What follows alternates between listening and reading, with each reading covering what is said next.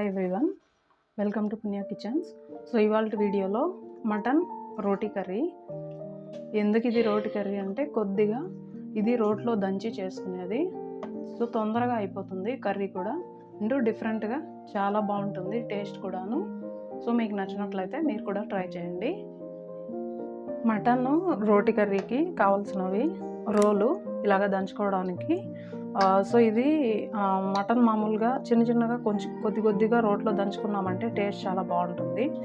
ఈ ఎముకలు ఏవైతే ఉంటాయో అవి కొంచెం లైట్గా దంచుకోవాలి, మిగిలినది కూడా కొద్దిగా అయితే సరిపోతుంది. టమాటో ఒక 2 ఉల్లిపాయలు, సాంబార్ ఉల్లిపాయలు అయితే టేస్ట్ బాగుంటాయి, ఇవి కొద్దిగా. అల్లము, వెల్లుల్లి 2 కలిపి 1 టేబుల్ స్పూన్ వచ్చేలాగా చూసుకోవాలి. ఉప్పు రుచికి తగినంత. మిరియాలు, లవంగాలు, చెక్క మీకు కావాలంటే వేసుకోవచ్చు. సో ఇది మొత్తం కూడా మసాలా.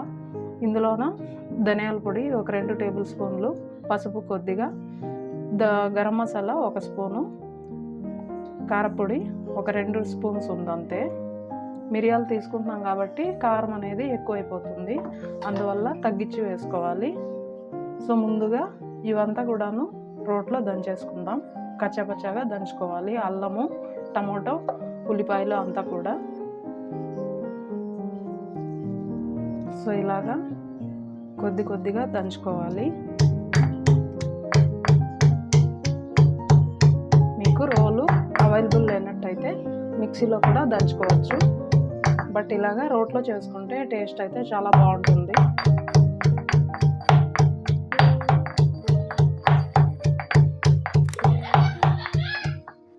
సో ఇలాగా దంచుకునేటప్పుడు అల్లం అయితే బాగా దంచుకోవాలి, అల్లం ఏమైనా తగిలితే చేదవుతుంది కాబట్టి. సో ఈ విధంగా నలిగితే సరిపోతుంది. నెక్స్ట్ ఉల్లిపాయలు.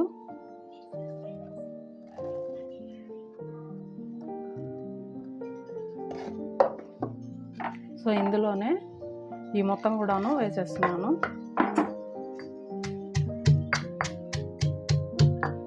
సో ఇప్పుడు పసుపు కొద్దిగా వేసుకోవచ్చు, కర్రీలోకి మళ్ళీ కూడా వేసుకోవచ్చు.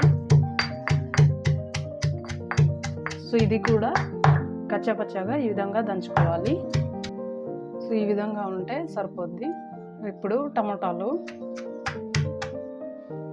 ఈ విధంగా అయితే సరిపోద్ది. సో ఈ మొత్తాన్ని కూడా పక్క పెట్టేసుకున్నాక మటన్ని ముక్కలు ఏవైతే బోన్స్ ఎక్కువగా ఉంటాయో అవి కొద్దిగా దంచుకోవాలి. సో మటన్ ఈ విధంగా బోన్ అనేది విరిగితే సరిపోతుంది. సో మనం రెగ్యులర్గా చేసుకునే కన్నా ఈ విధంగా చేసుకుంటే తొందరగా ఉడికిపోతుంది కూడా, కూర కూడా టేస్ట్ చాలా బాగుంటుంది. సో ఇదే విధంగానే మిగిలిన మటన్ మొత్తాన్ని కూడాను దంచుకోవాలి. సో పాత్రలో ఆయిల్ ఒక 2 టేబుల్ స్పూన్లు వేసాక ఆవాలు కొద్దిగా చిట్లేదాకా వేయించుకోవాలి. ఇలాగా మట్టి పాత్రలో అప్పుడప్పుడు చేసుకున్నామంటే టేస్ట్ అయితే చాలా బాగుంటుంది. సో ఇలాగా చిట్లిన తర్వాత అల్లం వెల్లుల్లి పేస్ట్ వేసుకోవాలి. సో ఇలాగా కలిపేటప్పుడు అయితే ఇలాంటి చెక్కదైతే గరిటె బాగుంటుంది. సో ఇది డ్యామేజ్ అవ్వకుండా ఉంటుంది పాత్ర అనేది. ఇలా కలిపేటప్పుడు ఇది బాగా వేగాలి ఆయిల్లోన. ఇప్పుడు టమాటాలు, ఉల్లిపాయలు వేసేసుకోవాలి.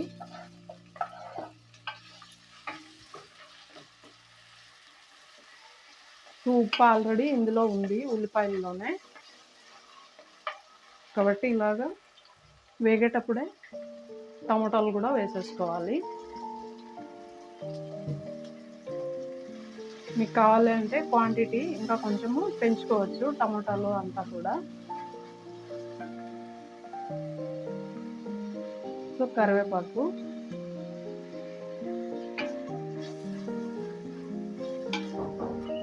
ఇది ఒక 2 మినిట్స్ అలాగా వేగితే సరిపోద్ది.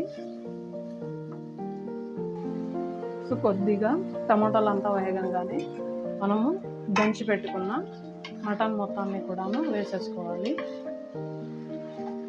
ఇది బాగా ఉప్పు అంతా పట్టేలాగా కలుపుకోవాలి. సో ఇలా అరగంట పాటు ఉడికించుకోవాలి మీడియం ఫ్లేమ్లోన.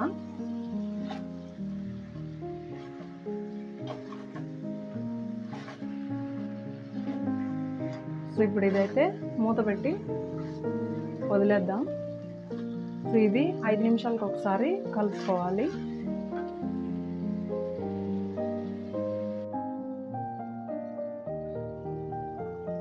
సో ఒక అరగంట తర్వాత మూత తీసి చూస్తే మటన్ ఒక 80% వరకు బాగా ఉడికిపోయి ఉంటుంది.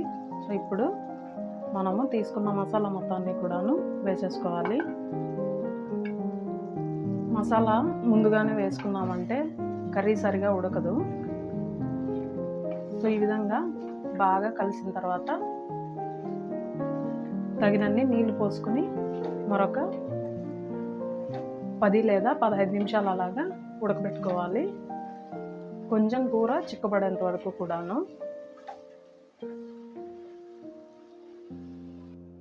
సో ఇలాగా తగినన్ని నీళ్ళు పోసి పెట్టుకున్నాక కొద్దిగా ఉప్పు వేసుకోవాలి. ఉప్పు ఆల్రెడీ నేను మొదట్లోనే వేసేసాను. సో ఇప్పుడు వాటర్ వేసినాక కొద్దిగా తగ్గుంటుంది కాబట్టి సో ఇది మనకు 15 లేదా 20 నిమిషాల పాటు ఉడకబెట్టుకోవాలి. సో ఇదే విధంగానే మూత పెట్టేసుకుందాం.